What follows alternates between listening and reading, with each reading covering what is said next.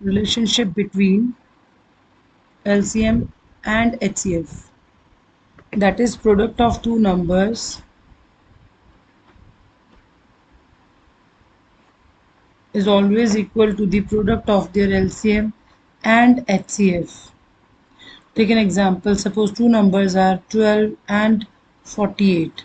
So we will find their LCM, 12, 48. 12 ones are 12, 12 fours are 48.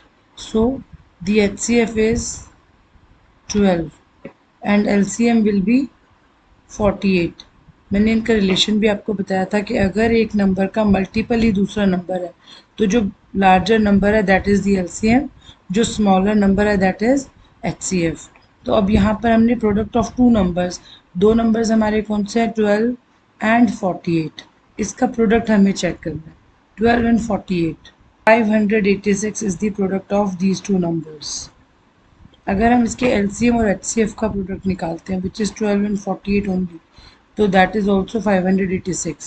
So we can say that the product of two numbers is always equal to the product of their LCM and HCF.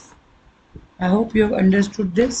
इसके base हमारे पास बहुत सारे questions आते हैं test में, जैसे कि दो नंबर्स दिए गए हैं and we have to find the LCM and the HCF is also given. Let's take an example.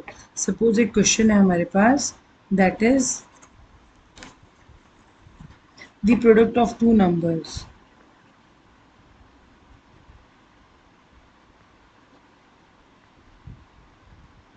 is 320. If their HCF is given,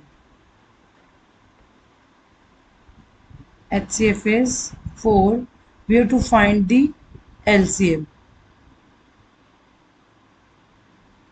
So ये रिलेशन हमें यहाँ पर यूज करना है, product of two numbers, that means product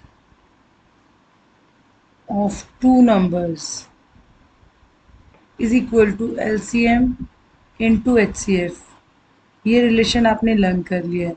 इसको learn करने के बाद आप इस पे बेस्ड इजीली ये क्वेश्चन सॉल्व कर पाओगे। प्रोडक्ट ऑफ टू नंबर हमें ऑलरेडी दिया गया है दैट इज़ 320 और यहाँ पर हमें दिया गया है HCF, LCM हमें फाइंड आउट करना है, तो हम HCF की जगह पे 4 लिख लेते हैं। अब ये ध्यान रखना, जिस साइड का नंबर मिसिंग है उसके साथ वाले नंबर से उसके ऑपोजिट साइड पे डिवाइड कर देंगे। एलसीएम मिसिंग है तो एलसीएम को छोड़ करके दूसरे साइड पे 320 है, उसको डिवाइड करेंगे 4 से, that is 80। So LCM will be 80। This is the answer. Take one more example. Suppose the product is two numbers